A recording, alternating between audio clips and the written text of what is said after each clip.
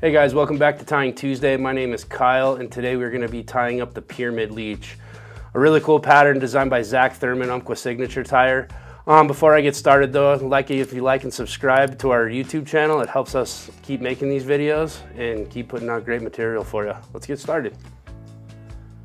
So the hook I'm using for this guy today is an Umpqua Jig 60. It's the XT500 in a size 10.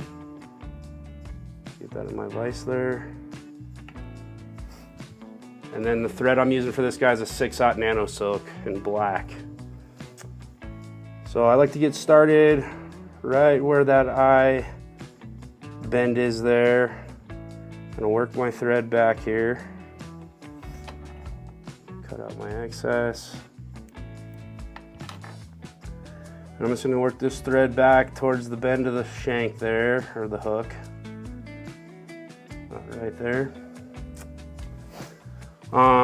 First material I'm going to tie in is going to be our tail. I'm a really big fan of this premium buggerboo. This is in the black from Nature Spirit.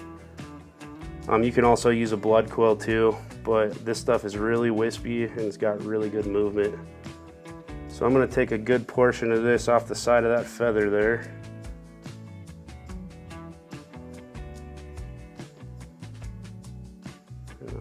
Drop it just a little bit more.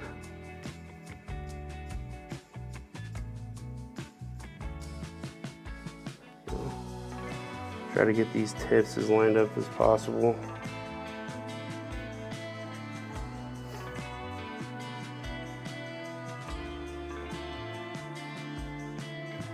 What I like to do, I like to cut this flush at the ends there. Gives me a good tie-in point. And to have less bulk, I like to take my thumbnail and kind of just scrape the bottom of this. It gets all that under fur out of there. Just like that.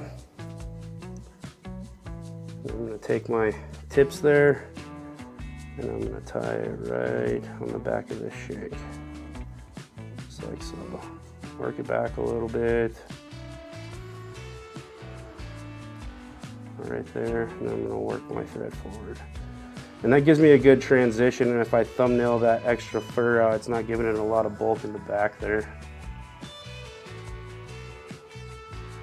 Really straight and flush. Alrighty. So kind of what makes this fly happen is going to be the balance pin. I'm using a hairline balance pin. You can buy these in a pack. I think you get about 50 of them. What I like to do here, you're gonna have to cut these just because it is a little long, so I like to measure it out. Right there, about half of this is gonna go away. I just take some wire cutters and simply just cut it away. And then we're gonna add our bead to this guy. This is a Wapsi tungsten bead in a black nickel in a 5/32. And then I'm going to place that balance pin. I might actually cut a little more of this away. I don't want this fly too long, so just take your time with it. Place that, looks perfect right there. So I'm going to start wrapping this back towards the tail there.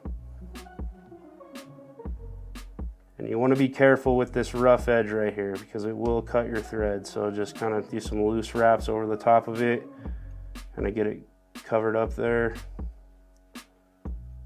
And then kind of work it back. Just getting a nice fill in there. And then I'm going to work this thread all the way to the front of this bead.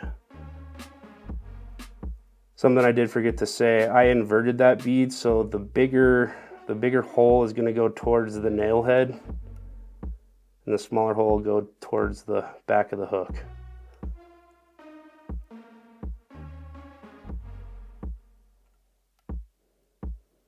I'm going to keep wrapping here. I want to get this pretty good and tight here. That's why I like to use this Nano silk as well. It's just a really strong thread to really lock this stuff down.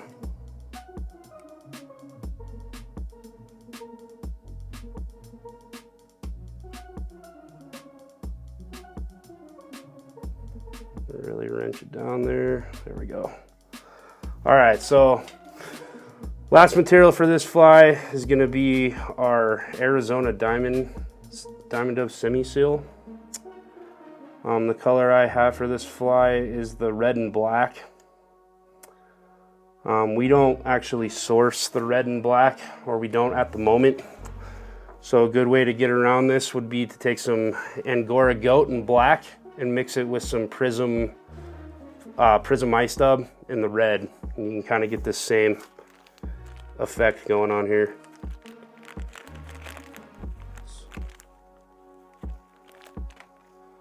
So I'm gonna grab a good healthy portion of this dubbing here. I don't want this thing too bulky though. I'm trying to keep it pretty sparse as well, but I need enough to cover this whole entire top here, so. I'm gonna spin that up. I might actually add just a little bit more.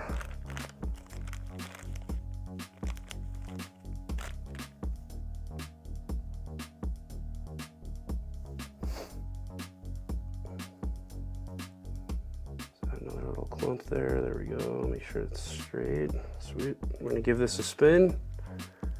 And we're gonna spin all this up here.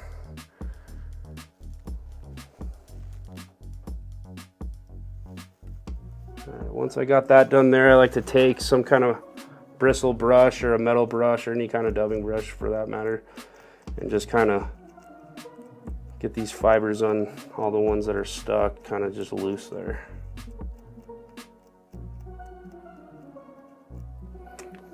Then I'm going to take this dubbing loop with the dubbing I have here, and I'm going to just start wrapping forward. I like to preen the fibers back as I wrap.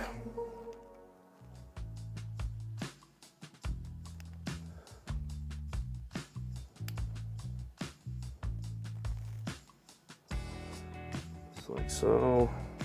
Keep going to the front.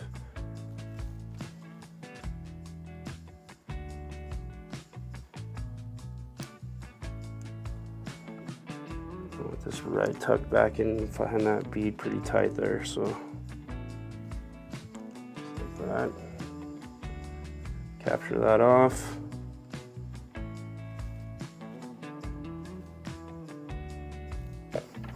Trim out my loop here.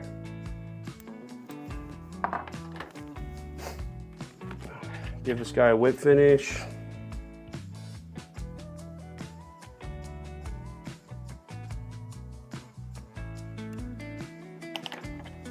Trim out my thread, and then I'm going to give this one more brush out as we wrapped it there. So